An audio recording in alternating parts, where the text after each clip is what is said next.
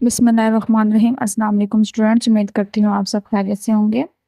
आज हम करने जा रहे हैं आपकी उर्दू की बुक का सफ़ा नंबर 39, जिसमें हमारे पास सारा क़वायद इंशा का काम है, ग्रामर वर्क है, नो डेफिनेशंस हैं। इसको अच्छी तरह से समझेंगे, जो कि आपके एमसीक्यूज़ के लिहाज से बहुत इंपॉर्टेंट हैं।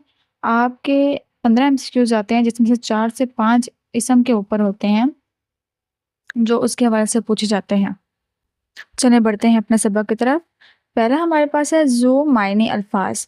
ऐसे अल्फाज का इमला तो एक ही होता है, मतलब वो इमला के लिहाज से एक जैसे ही होते हैं, लेकिन इनके दो मायने होते हैं। ज़ू मायने मतलब दो मायने होते हैं, और इनमें से बाज़ औक़ात एक मायने में मुज़क्कर और दूसरे मायने में मुअन्नस इस्तेमाल किया जाता है।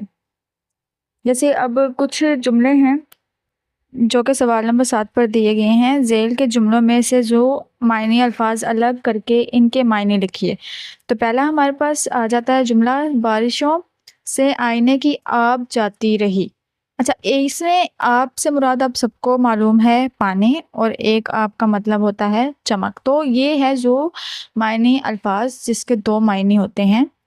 आगे है सवात में कौन सी कान है। कान, एक कान तो आपके जिस्म का हिस्सा होता है, जिस्म के अज़ू होते हैं, और दूसरा कान होता है मादनियात निकलने की जगह जो होती है, उसको कान कहा जाता है। जैसे कि ख्योड़ा में नमक की बहुत बड़ी कान है, और दूसरा कान सुबह से मेरे कान में बहुत दर्द है। आगे है बादशाह बेगम के हुक्म पर शहजादी के कपड़ों के लिए थान पर थान आने लगे। एक थान होता है कपड़े का, गट्ठा जो होता है, ये थान 20 गज कपड़े का है, और दूसरा थान होता है घोड़ा बांधने की जगह, जो घोड़े बांधने की जगह होती है, उस घोड़े को थान पर बांध दो। अगला है हक बात कहने की बादाश, सॉरी बेटा, पादाश में वो दार पर झूल गया। अच्छा, दार का मतलब यहाँ पर एक तो दार का मतलब होता है फांसी, और एक होता है मुकाम। ठीक हो गया। कत्ल के मुजरिम को तख्ते दार पर लटका दिया गया, और है दूसरा दार है मुकाम, असलम मेरा मोहल्लेदार है। ठीक हो गया। अच्छा, अगली तरफ बढ़ते हैं हम। अगला जुमला हमारे पास है जहाँ चाह वहाँ राह। एक चाह होती है चाहत, और एक चाह होती है कुआं। तो मुझे आपसे मिलने की बड़ी चाह थी, और दूसरा है ये चाह बहुत गहरा है। ठीक है, ये कुआं बहुत गहरा है। अब हम बढ़ते हैं सवाल नंबर 8 की तरफ। दर्ज झेल अल्फाज के मुतजाद तहरीर करें। तो पहला हमारे पास है लतीफ़, उसका मुतजाद आएगा कसीब। खुश्क तर, शीरी तल्ख, तरियाक ज़हर, शब दिन, जुफ़त ताक, नशेब फराज। अगली हमारे पास जिसकी डेफिनेशन हमने याद करनी है, तारीफ हमने समझनी है, वो है तशबिया। तशबिया आप सबको मालूम है, जो अशार में इस्तेमाल किए जाते हैं। एक चीज़ को दूसरी की मानत कहना, या खूबसूरती के लिहाज से बयान करना, या उसकी वस्फ़ बयान करना, या खूबी बयान करना, या फिर उसकी तरह हकीकत बयान करना, या फिर बुराई बयान करना। किसी भी चीज़ को किसी के साथ तशबीह देना, यानी कि उसकी मानत करार देना, जो है वो तशबीह कहलाती है। चलते हैं इसकी डेफिनेशन की तरफ। इल्मे बयान की इस्तिलाह में किसी चीज़ को ख़ास वस्फ़ की वजह से किसी दूसरी चीज़ की मानत करार देना तशबीह कहलाता है। जैसे पानी बर्फ़ की तरह ठंडा है। ठीक हो गया। या फिर मैं कहूँ कि अहमद जो है वो शेर की तरह दलेर है। ठीक है, वो उसकी गुस्से से उसकी आंखें गुस्से से लाल हो गई हैं। तो मैंने क्या किया, किसी चीज़ को एक दूसरे, यानी कि पानी ठंडा है तो उसको तशबीह दे दी। जो कोई बहादुर है तो उस शख्स को मैंने शेर की ज़मानत जो है उसको, दलेर है, बहादुर है, तो उसको मैंने सब तशबीह दे दी। तो इसमें दो बातों का ख्याल रखना पड़ता है। जब एक चीज़ को दूसरी से तशबीह दी जाती है, तो दोनों में कोई जो बात होती है ना, वो वस्फ़ होती है, जो खूबी होती है, या फिर जो बुराई बयान कर रहे हो, या फिर कोई भी चीज़ बयान करे, वो क्या हो, मुश्तरका हो, यानी कि एक जैसे हो। और दूसरा ये कि जिस चीज़ से तशबीह दी जाए उसमें ये खूबी या वस्फ़ ज़्यादा हो। जैसे शेर ज़्यादा बहादुर है, बर्फ़ जो है वो ज़्यादा ठंडी है बनिस्बत उस पानी के जो आप वो किसी को दे रहे हैं।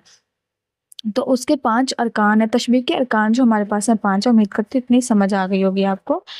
तो आपको मैं अरकान बताती हूँ तशबीह के, जो उसमें है। पहला अरकान है हमारे पास इसका मुशब्बा, जिस चीज़ को दूसरी चीज़ जैसा कहा है। जैसे मैंने पानी को बर्फ़ जैसा ठंडा कहा है, तो पानी इसमें होगा मुशब्बा। मुशब्बा बा अब जिस चीज़ से तशबीह दी है, अब पानी को किससे तशबीह दी है? बर्फ़ से तशबीह दी है। तो पानी हमारे पास क्या होगा? मुशब्बा, जो हमारे पास मेन चीज़ है वो मुशब्बा आएगी, और जिससे हमने तशबीह दी है वो होगा मुशब्बा बा, यानी कि उसका दूसरा तरफ है। वजह शुबा, इससे आपको मालूम हो गया है कि वजह क्यों दिया है, ठंडा है, बहादुर है, दलेर है, गुस्सा है, उस जिस वजह से दी है तो वो आ जाएगा हमारे पास वजह शुबा। गर्ज़ तशबीह, जिस मकसद के लिए तशबीह दी जाती है, यानी कि उसको बयान करने के लिए, बताने के लिए, ठीक हो गया।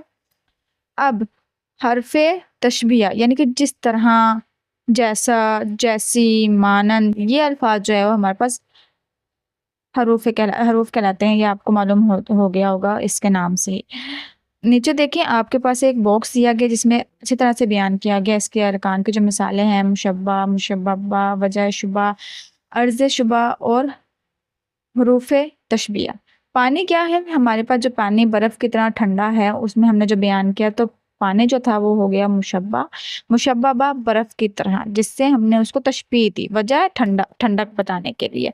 गर्ज़ तशबीह, ठंडापन ज़ाहिर करने के लिए बयान किया गया है। जुमले में जो यूज़ हुआ, इस्तेमाल किया हमने, वो वजह शुबा होगा, और गर्ज़ तशबीह होगा पूरा बयान करना है कि ज़ाहिर क्या करना चाहते थे, वो आपकी अपनी बात है।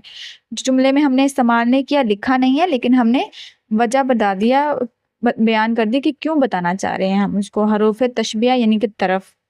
ठीक हो गया? उम्मीद करती हूँ आप सबको इसकी समझ आ गई होगी। इसे आप लोगों ने अच्छे से याद करना है मेरा बेटा, और हर चीज़ को इस तरीके से समझना है कि जैसे आपको अगर एमसीक्यूज़ में आ जाता है मतलब किसी भी तरह से, तो आप उसको जो है अच्छे से समझ सकें और उसका दुरुस्त जवाब जो है, उसका दुरुस्त जवाब का इंतखाब कर सकें। अल्लाह हाफ़िज़, अपना ख़्याल रखिएगा।